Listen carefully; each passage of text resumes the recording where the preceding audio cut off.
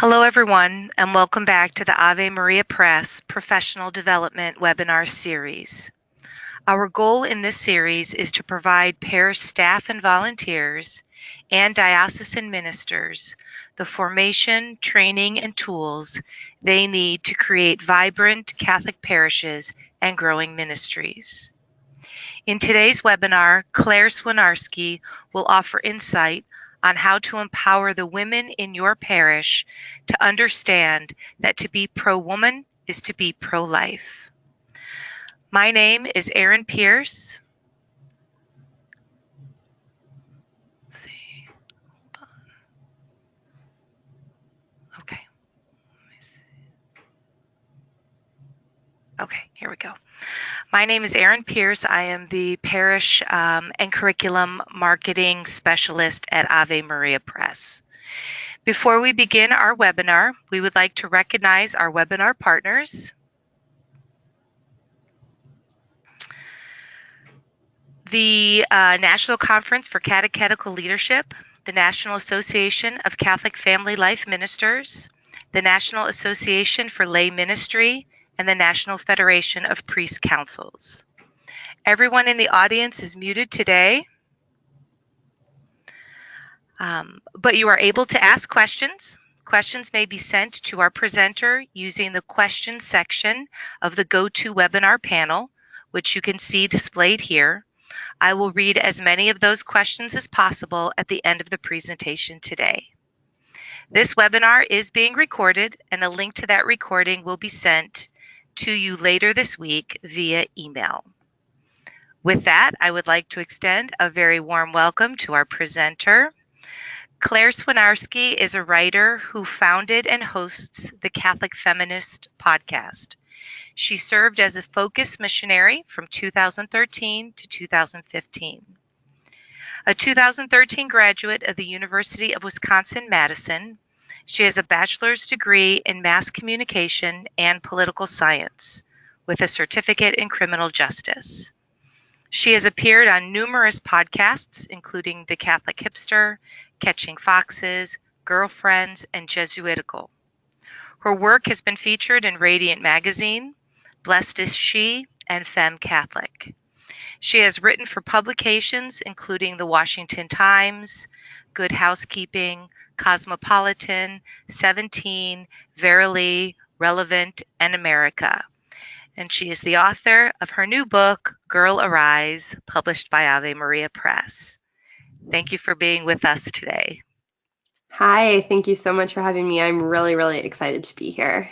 As are we. I'm going to go ahead and hand the roles over to you. Okay. Well, hopefully I can figure this out. Okay.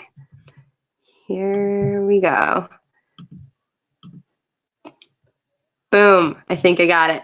Okay. Hi, everyone. I am so excited to be here. Like I said, we are talking today about being pro-life and pro-woman, empowering a culture of faithful feminism. That is a lot of the work I do on the Catholic Feminist podcast, and so I'm really excited today to be talking to the leaders in the parishes that I hope can empower this culture. So to start off with, let's just say a quick prayer all together. In the name of the Father, the Son, the Holy Spirit. Lord, we pray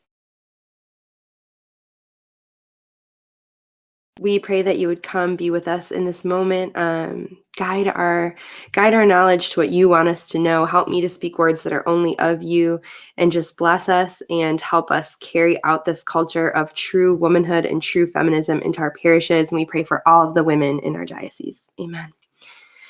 All right, let's talk a little bit about who I am so that you know who's kind of talking at you. So like Erin said, my name is Claire. I am a wife to a very Polish man named Krzysztof. I am the mom of two awesome little kids who are supposed to be napping right now. Hopefully they stay that way.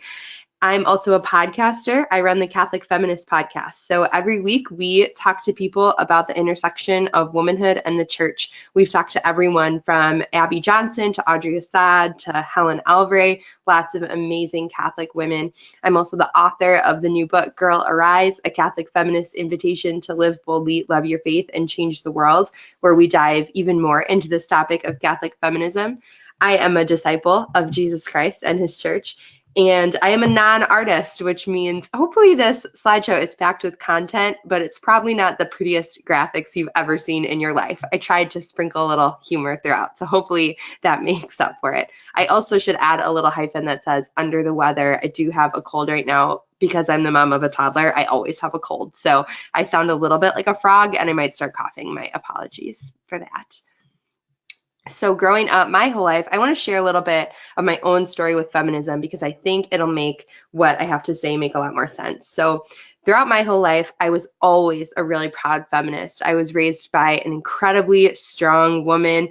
My mom always was taking us to like the location of the first women's rights convention. We went and saw Susan B. Anthony's house and Elizabeth Blackwell's grave, the first woman doctor. We went on a tour of places that Harriet Tubman had lived.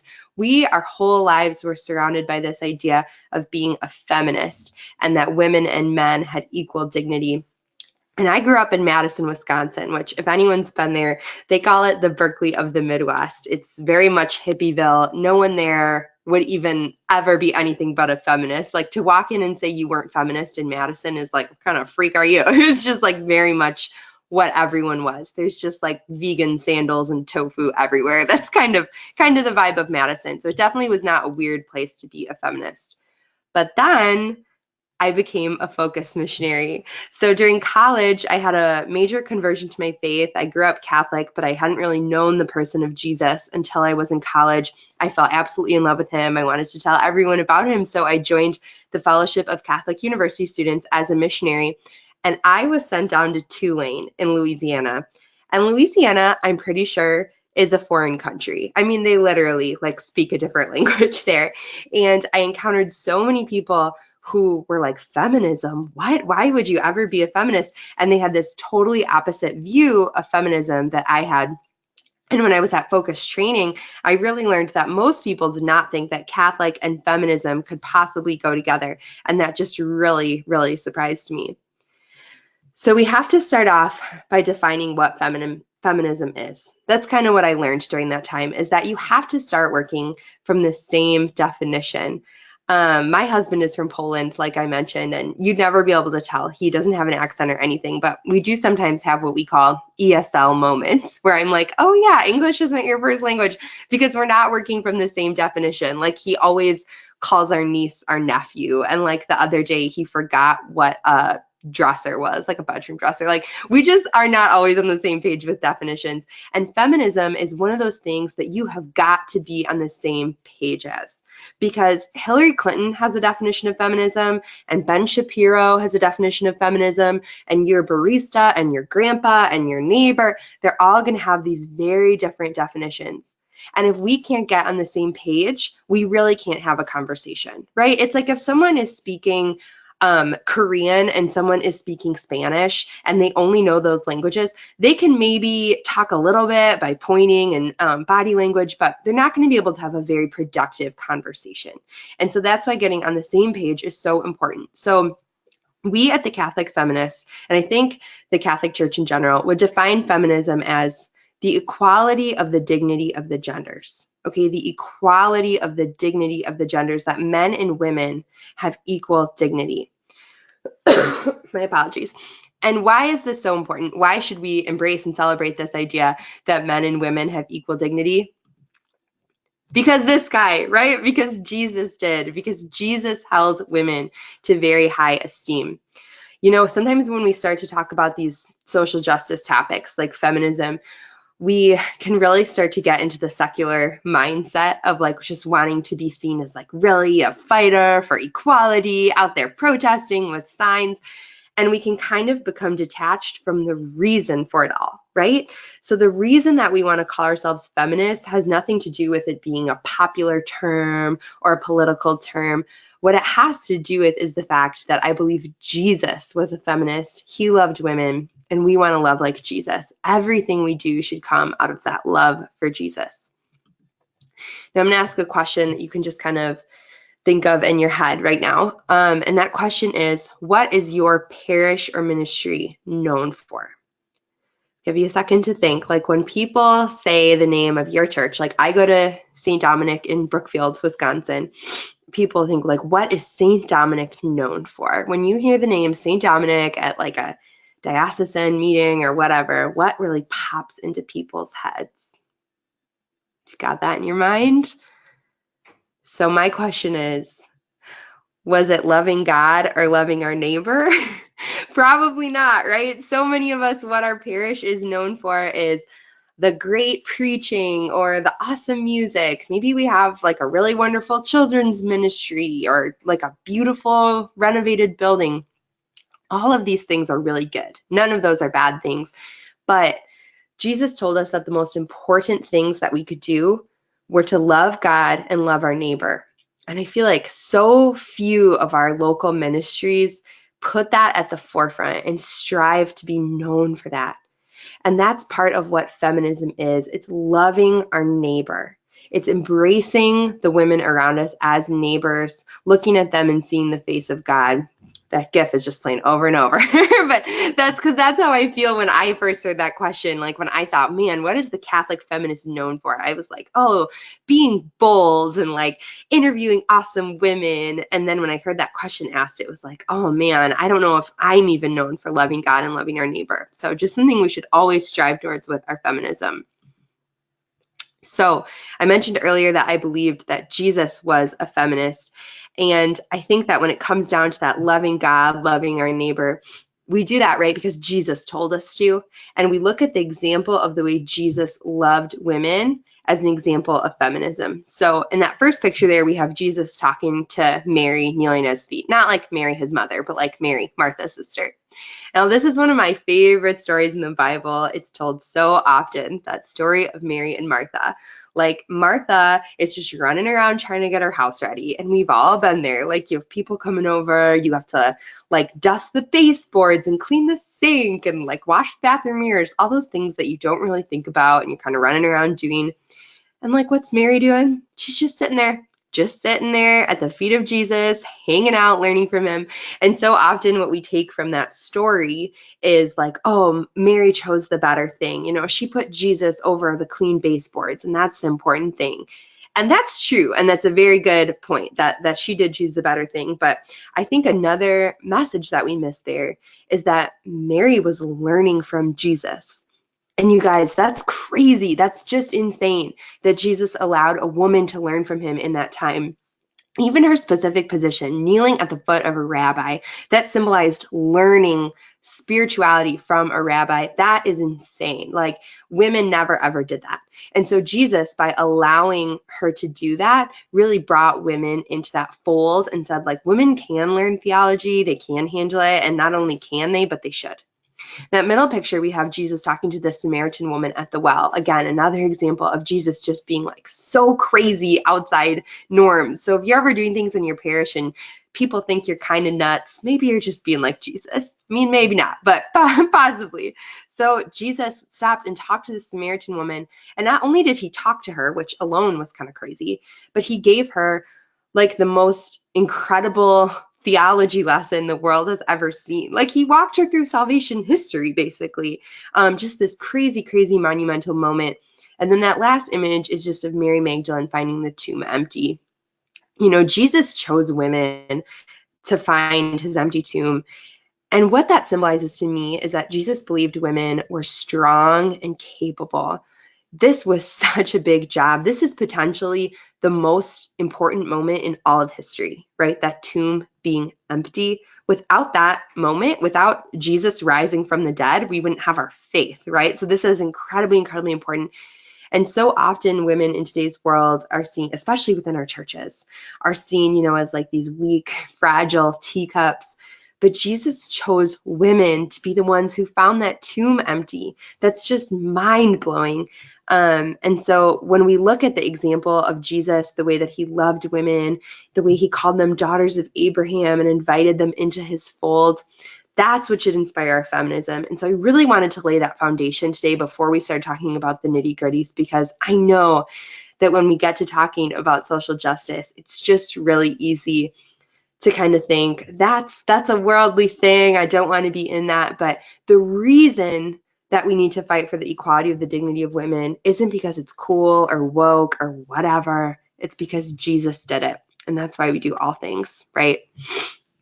So now transitioning, let's look at our modern view of feminism. This is why when people hear the phrase Catholic feminism, they freak out and lose their minds, right? Because our view of feminism is just not the same as the secular world's view. So I believe the secular world looks at feminism as women are here to get the most worldly happiness possible. That's their goal. Like, that is what women are put on the planet for. And so what does that lead to? That leads to abortion on demand. That leads to no difference between the genders. And that leads to contraception as liberation. Those are just three kind of tenets of the modern feminism movement. You know, as feminism continues to progress, it gets more and more about ending the gender dichotomy. So essentially the idea that men and women have no difference, that we're all the same. That leads into the very logical question of, like, if women are the same as men, why do we need feminism? But that's what secular feminism is really all about. The idea that women are here to get the most worldly happiness possible. So that guy in the corner, St. John Paul the Great, very, very meaningful to me and my family, obviously, Polish, hala. But he said, in transforming culture so that it supports life, women occupy a place in thought and action which is unique and decisive. It depends on them to promote a new feminism, which rejects the temptation of imitating models of male domination in order to acknowledge and affirm the true genius of women in every aspect of the life of society and overcome all discrimination, violence, and exploitation. I love this quote so much because here it is. When people say that Catholics can't be feminists, I want you to just pull out a picture of John Paul II. Right there, he's saying we need a new feminism. We need to bring about this culture of redeeming feminism that clings to truth and that views men and women as having equal dignity.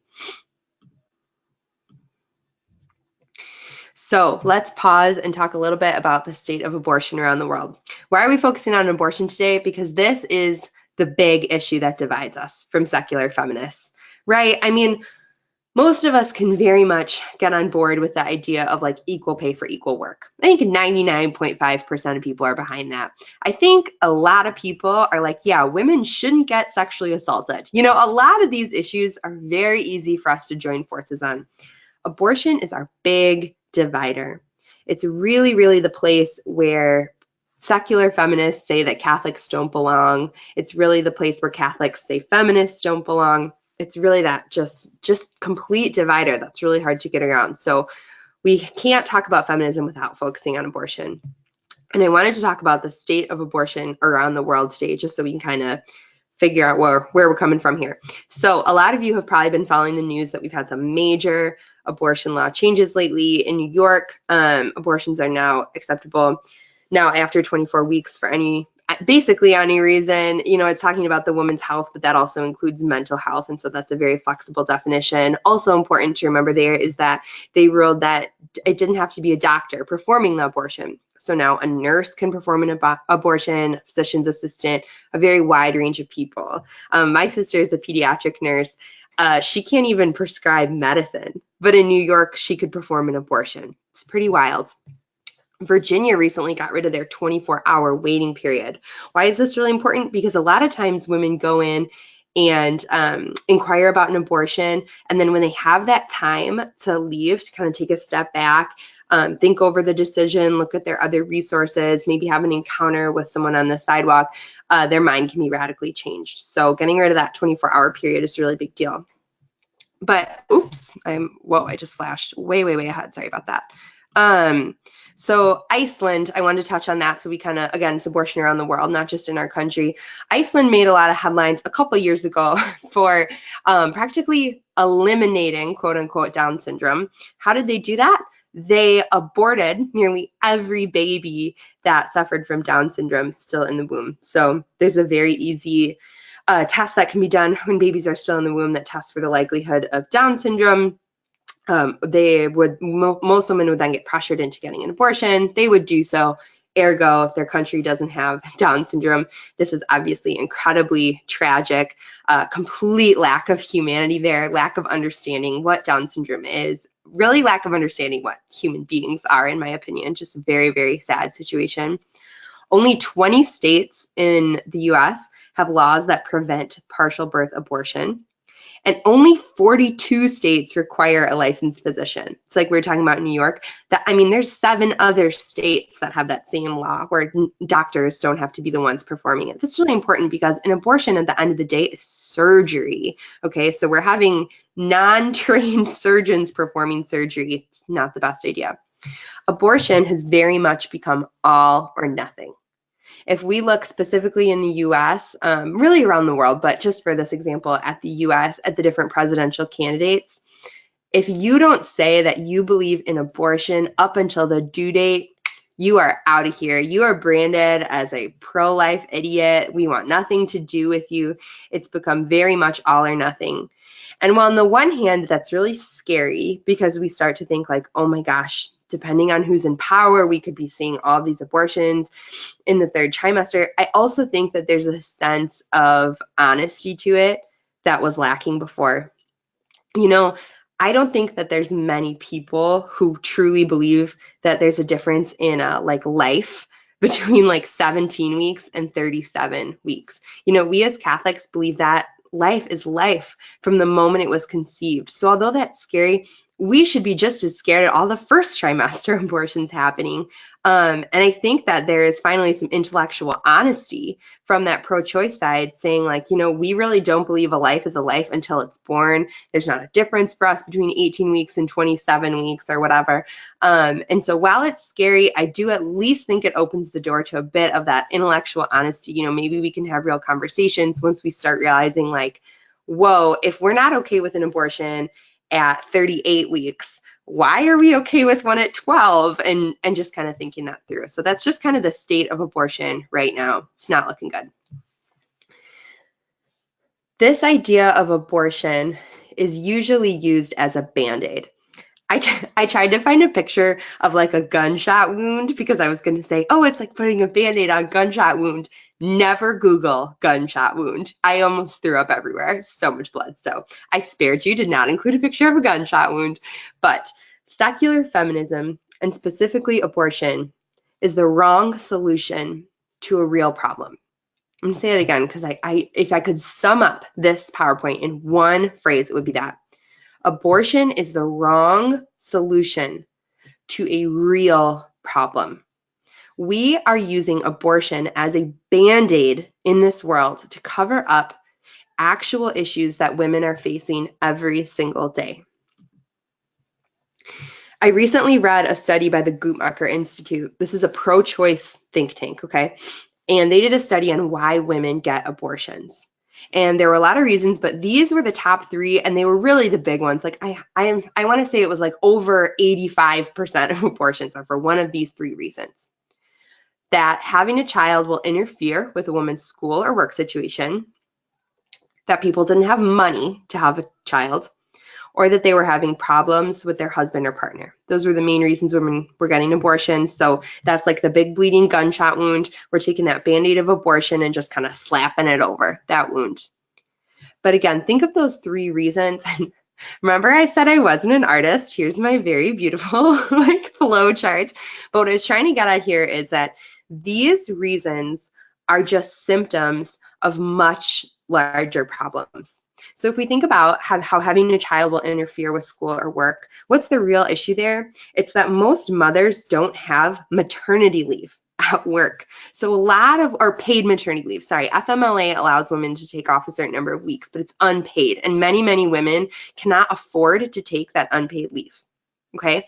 Then we have the idea of affordable childcare. So once you have a baby, what if you can't afford the childcare for that child? And then you're trying to go to school, trying to finish your degree to get out of the cycle of poverty that you've seemingly kicked off for yourself. What are you going to do then? And then just the overall idea of having mother-friendly workplaces. We recently had a guest on the podcast who was an attorney specializing in postpartum rights. So she worked with women whose employers wouldn't provide them a place to pump or fired them for taking FMLA.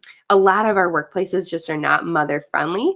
And so having a child really interferes with that school and that career life.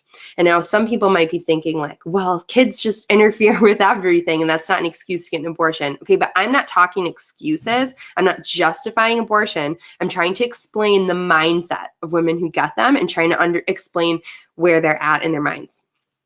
So that second reason is money. We have some major issues with our healthcare system, and I'm not a healthcare expert. I'm not here to talk about different healthcare systems, but I do know as a mother of two that having a baby is expensive because I got that medical bill after I had a baby, and whew, it made me cry. It's very, very large. So there's that. There's also the materialism that's prevalent in our culture. What do I mean by that? I mean that so often when women have babies, they are just absolutely gobsmacked with being told to buy things that they don't really need to buy, which I think is a symptom of our culture's materialism. You know, think of all of the things that companies market to babies. Like, no offense to anyone who has this, but when I had a baby, someone got me like a bathtub temperature taker. That is so necessary. Like, I have a hand. I can feel the temperature of the water. But when we tell moms that they need these things and they start to think like, I can't afford it. I can't afford to have a baby. I can't afford all of this stuff. When really having a baby, you don't actually like need all of this stuff that our culture tells us we need. And then just our bigger systematic issue of poverty. There really are a lot of women living in poverty who genuinely can't afford to literally feed their children. And so that's kind of the other end of that spectrum. But same idea, this idea that not having enough money is leading women to get abortions. And then that third big reason is problems with a husband or partner. We have a huge fatherhood crisis, not just in this country, but in this world, of men who are not stepping up and taking the responsibility for their families and who are leaving women behind. And we also have a major lack of understanding about sex, what it is, and what its purpose is.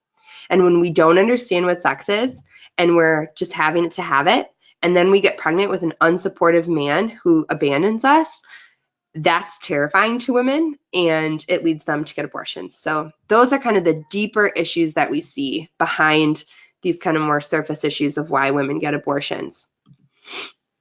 So what do we do?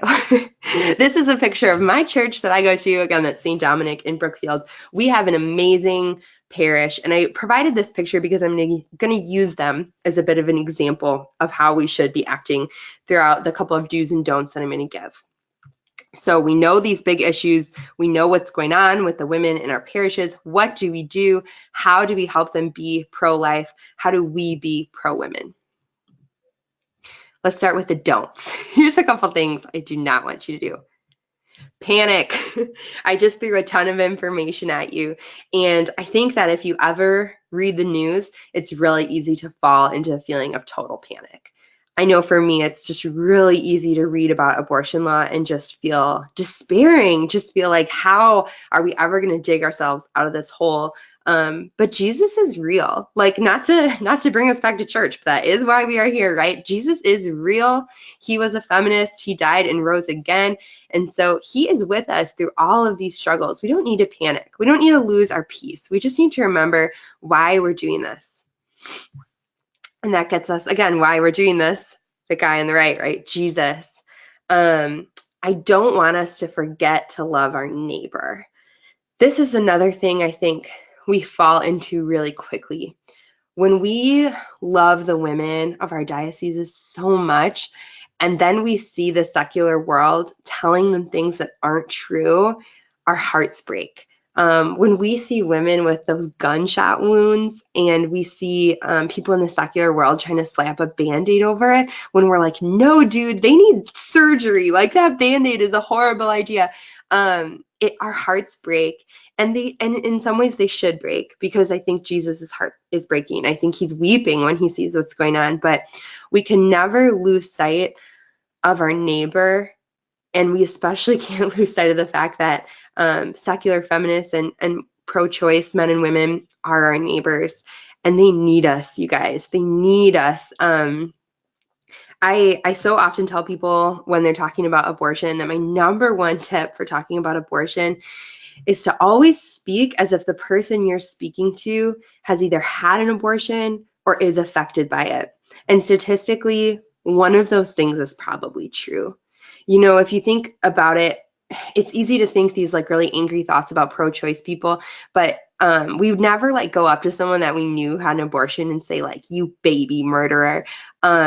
And so I think that whenever we talk to someone, we should have in the back of our mind, like, this person either had an abortion or their husband had, or their wife has had an abortion, or their mom had an abortion, or their friend had, like, in some way they've been affected by it. Maybe they drove someone to get an abortion. Maybe they live next to Planned Parenthood and are friends with the workers there.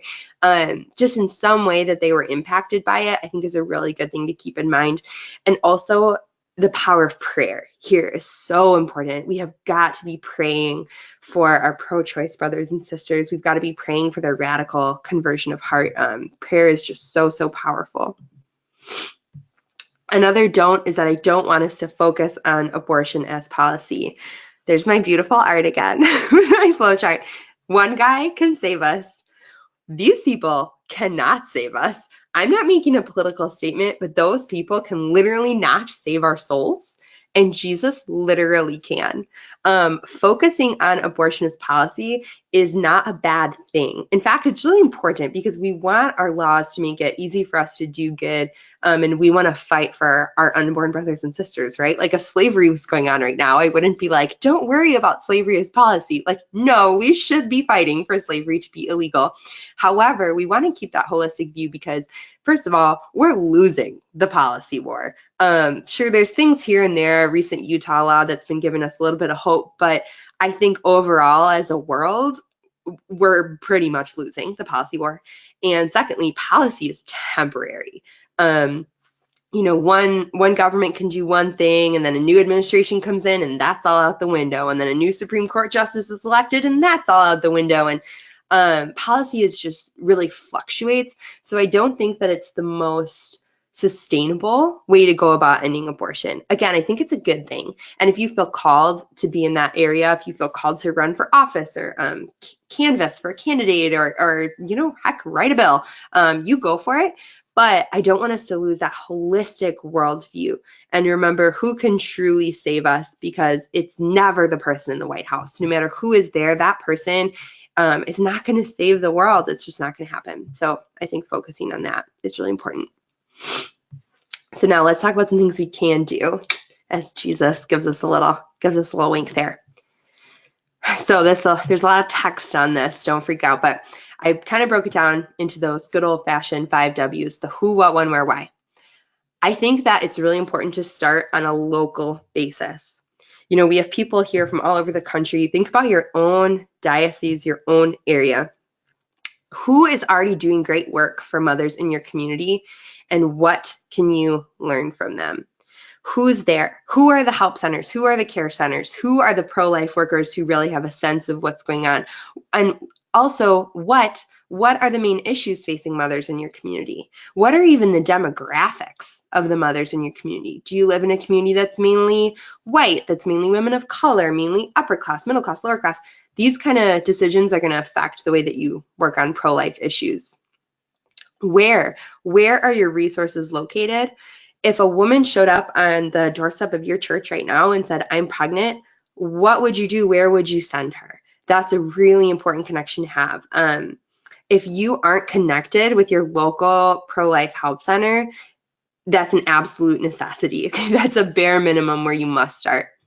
When could you collaborate with that center, and what are the seasons they're most in need? So I know I'm from Madison, Wisconsin, and there is a really great home there called the Elizabeth House that is for women who've had a baby within the last year who are low income, can move in there, and they're given everything for an entire year, from food and clothing to things like career counseling, religious counseling, even like people who come in and help them with their budget. It's just this amazing place. And there's specific seasons where they need things the most, whether it's the holidays so that they can give moms little Christmas presents to give their babies and things like that, or like the summer might be a better season. Just reaching out to that local help that you've now gotten in touch with and figuring out when are they in need and putting together an action plan of when you're going to work together with them. And lastly, that why. Again, we want to really, really keep Jesus front and center of our minds. By spending time with the women who are affected by these issues, we're embracing Catholic social teaching and seeing God in the women among us. It's one thing to kind of sit in our churches and say, here's how we're going to help. But Catholic social teaching, one of the tenets is subsidiarity, which is asking the people who are most affected how we can help them the most effectively, right? So we want to be out there with women, with mothers, figuring out what it is that they need. So go local as possible. Secondly, become engaged in holistically pro-life activities. So if you think about kind of the entire life cycle of a pregnancy, that's going to start with proper theology of the body, catechesis, right? We've got to be teaching our people in our parish what sex is and what it's for. And this can be really interesting because people do not want to talk about sex with teenagers, and I get it. But I think there's a big difference between like public school sex ed and really teaching teenagers what sex is and what it's for and explaining the beauty of it. That will help prevent some pregnancies that women just aren't ready for. Another tenet of that is natural family planning, training, and recognition. What I mean by this is I have been in a parish for quite a while, and I don't think I've ever heard a priest talk about natural family planning. Ever. Like, it's talked about so much among mothers and women, but it's not in that larger conversation of a parish, and I think it should be because it's scientific, it's important, and it is a good thing. Okay, so we need to be providing that training, whether it's working with our diocese to have, names of Creighton instructors to give to the women in your parish or the couples when they go through marriage prep, or recognition, who in your parish is trained in the Marquette method or symptothermal method, these different NFP methods that could maybe come in and do a workshop for your parish. NFP is just so rarely talked about, and it's so, so, so important. And it kind of sounds like, well, the people who would practice natural family planning aren't the type of people getting abortions, but I'm here to tell you that they absolutely are. The vast majority of Catholics are pro-choice, very sadly. So it's actually quite a bit of overlap and very important. And then lastly, adoption support services. How is your church involved with the adoption side of things? Does it, are you connected at all to Catholic Charities? They have a great adoption resource website. How can you kind of help that flourish in your community? Do you have any, grants that you can give women looking to adopt, or do you let women host like adoption fundraisers at your church? Because that's a huge barrier to women looking to adopt. Just kind of looking at that holistic natural life cycle of a pregnancy, which leads into kind of the bigger point here, which is if the only time your ministry is discussing women and babies is to discuss ending abortion, we are not demonstrating a proper understanding of that new feminism, because women and babies are a lot more than just abortion policy. And if we're not looking at the problems facing them, we are not helping this problem at its root, right? We're like kind of weeding a garden without realizing that the soil is dead and that we need to work on fixing that soil if we're ever going to grow anything that flourishes. And again, I think it might sound like I'm making justification for abortion. I'm not trying to do that at all. I'm just trying to explain how we can actually help lower abortions. A lot of time with abortion policy, it said like, well, even if we made abortion illegal, women would still get abortions. I kind of think that's true. I think that's why we need to take this more holistic view of how can we actually help women stop feeling the need for abortions. And lastly, we need to look at how we can support our families. So I want to name kind of 3 big ways that pop right into my head. The first is that we need to celebrate children in our parish. Our parish recently had a note from the priest in the bulletin saying like, thank you for bringing your small kids to Mass, and it is a joy to have them there. And listen, I have an almost 3-year-old and a 10-month-old, so Mass can be crazy for my family, okay? They can be insane. And do I take them out when they're getting like totally, totally crazy? Yes. But they just rustle and they whisper and they drop their truck in the aisle. And I'm so lucky to belong to a church that has never made us feel anything less than welcome and has just really celebrated us as a family. We have got to show that we believe children are Jesus's most beloved and that they're members of society and belong where we are. When we say things like kids shouldn't be in restaurants and all that kind of crap, basically what we're saying is that like society shouldn't be child friendly. And by saying that, we're encouraging women to not have children, right? I also want to talk about help for pregnant women. This sounds like so small, but one time I was visiting my family in Albuquerque and I was super pregnant, and we got to like Christmas Eve Mass a little late. I mean, we weren't late, but we weren't like an hour early, like apparently we should have been. And no one offered their seat, which sounds like maybe I'm being a little bit of a diva, but if you've ever been super pregnant, I hear you gasping along with me. It's kind of a big deal. So I think just being aware of the pregnant women in your parish, seeing if there's anything you can do to help them. I know at St. Dominic, my parish, again, so wonderful, they do like a meal train automatically for moms who join the play group who get pregnant. And so I think things like that can just be a really great way to support pregnant mothers. And then lastly, working mothers.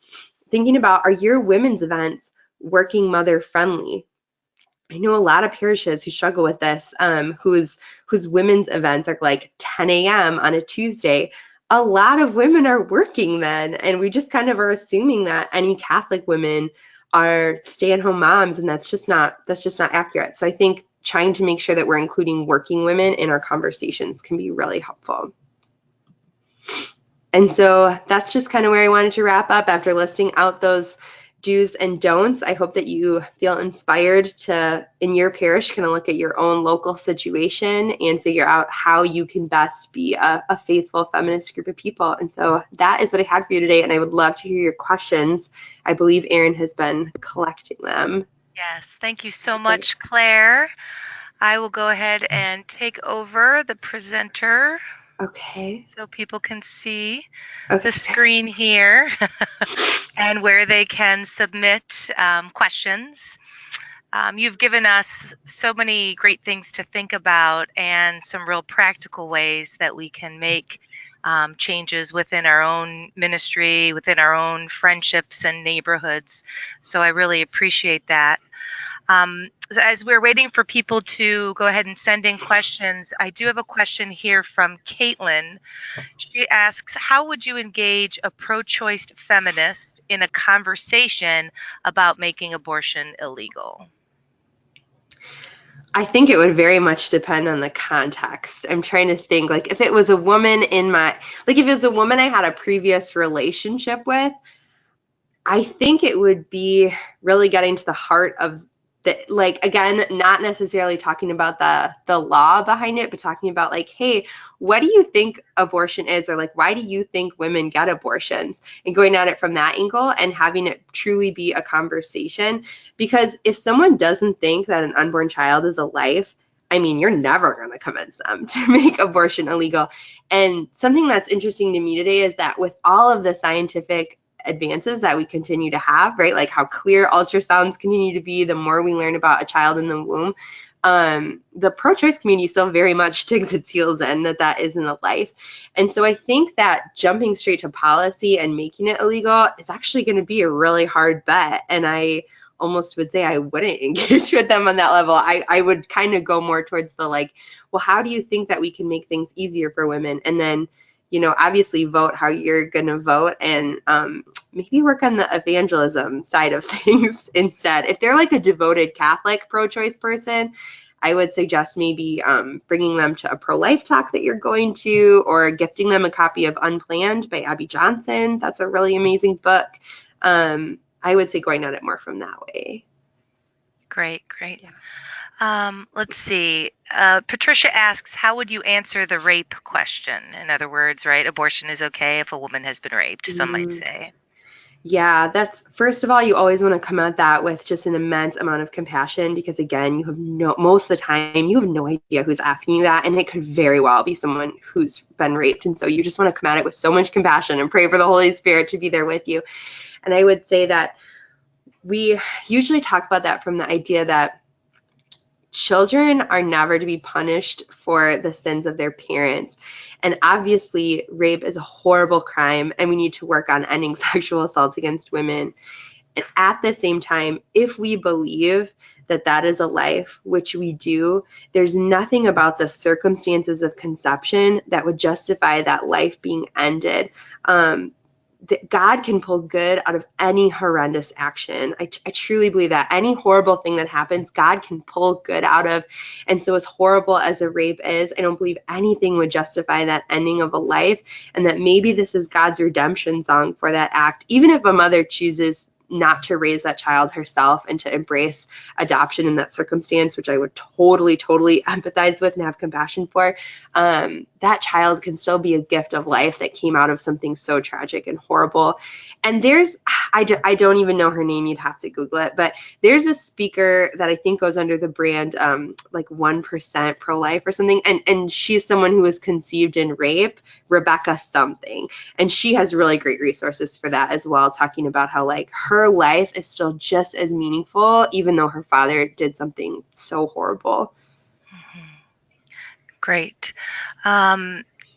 Let's see. Karen says parishes often offer opportunities for young women and young families, but it's hard to get young people to commit to attend or, to take a leadership role.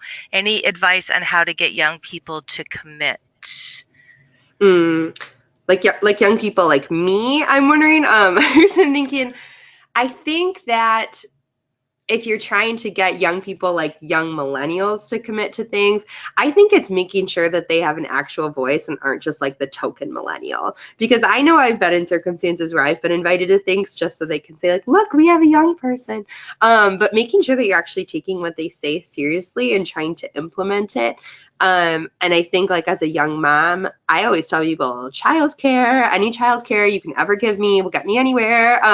So I think that's always important for young mom. If you're talking young like college and high school, they can have a lot of peer mentality. So I think trying to get a couple of like the really popular high school kids anywhere will get a lot more of the other high school kids there. So if you can have some kind of incentive to have people bring a friend, I think that can be really helpful. Yeah, sorry, just not sure what young spectrum you're talking about, but hopefully that answers. I think it does, yes, Okay. for sure.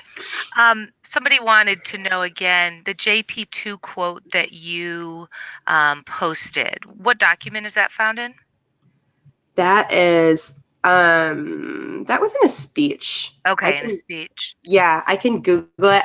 Can I email it out somehow after or Yeah, something? yeah. If you Okay, send it to me, then I'll include it in the email. And sure. of course, we're going to send a link of the recording out to everybody too. Okay, great. I'll send that Okay. to Karen then.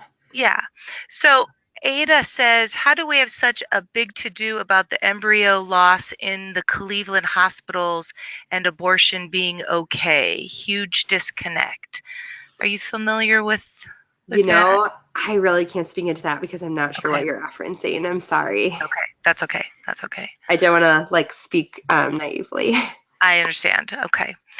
Here's another one. How to help a father to be happy for a new pregnancy after his wife secretly aborted his first child, then told him. He's scared, and of course, this person worries for him emotionally. Oh man, that's a big one. I'm seriously going to say probably some form of counseling is needed there. That's real grief. Losing a child is real intense grief that he probably needs some kind of professional assistance with. So I would say trying to talk to him about maybe getting some professional counseling. Obviously, just drenching him in prayer, but I would guess that that's a level of grief that's going to need a professional to help him walk through. And I know that there's retreats for parents who have lost children to abortion. I would suggest looking into one of those. Okay, great. Okay. And then Caitlin mentioned when you were talking about how in some states now abortions can be performed by non-medical doctors. I'm assuming there's some sort of training involved. Are you familiar with any of that or can speak to any of that? I'm sure there is. I'm not like super familiar with it. Like I highly doubt they're just letting like Joe Schmo nurse go in there with a scapular. Right. But it was really interesting to me and stuck out to me because again, like my sister's a nurse and she's always talking about how like she can't even prescribe things, like she can't do surgery. There's just a lot of things that like, do nurses do great work? Yes, but there's a huge gap between a nurse and a doctor, or even like a physician's assistant and a doctor. There's gaps between those things for a reason, and it's a level of training that isn't there. So while I don't know the specific training, I'm sure there's some, but I highly doubt it's like what it should be. Right. I mean, they probably wouldn't send in a non-MD into brain surgery, right? Exactly, Right. Right. exactly. Mhm. Hmm. Okay. Let's see. Does your book, somebody wants to know, have a guide for group discussion opportunities? Guess It does any. not have like a formal one, but I know that a lot of people have done group discussions with it, and it's broken down into really easy to understand chapters. And so I think it'd be very easy to formulate it into a group discussion, but there's not like a formal guide at this Okay. moment. Okay. Let's see. Let's see. Tiffany just got your book today for her birthday. Happy Happy birthday. birthday. Okay. Are we allowed to teach NFP to our youth ministry? So in order to like teach a method of natural family planning, you need to be certified. That's like a very important thing. But you can totally teach like an overview of what the different methods are. I think that it is never too early to do that. Not because we're telling 15-year-old girls like go have sex because you can use NFP and it's fine. But NFP is actually just a really deep learning about a woman's body that we're not learning in school, unfortunately, because so much of our education system says like just take a birth control pill, you're fine. So women are not getting proper education about their fertility. There's a really great website run by a Catholic woman. It's called Managing Your Fertility. And it gives a really great overview of the different types of natural family planning. So I think if you gave an overview, that would be great, as long as you're not like acting as if you're a Creighton instructor when you're not certified. Just kind of giving the basics Yeah, of the yeah. concept. Mhm, Yeah. mhm. It's interesting. You don't hear a lot about natural family planning. Not from the priest at No. mass. Yeah, so educating kids as when they're younger um, would be a a great thing to do for sure. And Yeah. I think it's really important to have young married people talking about it, because I know when I was a teenager, I thought the only people who did NFP were like in their 50s. No offense to anybody in their 50s, but that's just not who you're relating to when you're 16. So, like, having a couple that's in their mid 20s who seems kind of cool, and it's like, whoa, they actually believe in this Mhm, teaching, that can go a mhm, really long way for high mhm. schoolers. Yes, and it's totally misunderstood as if it's Mhm. completely ineffective. Right, The rhythm method of old, and yeah, right. yeah. Okay, great. Um, let's see. Yeah, Karen mentioned that parishes can be encouraged to make NFP part of their pre-Cana experience, and that's something that you mentioned too. Yes, Absolutely. yes. Okay. Do you know of or would recommend any theology of the body resources for youth? I know that it's another thing I'd have to send you because I don't want to say it wrong, but I know that there is one.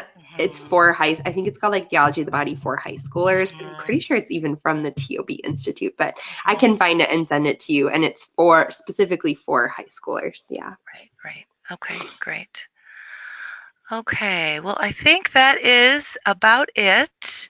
Um, we really, again, appreciate your passion for this and sharing your wisdom with us.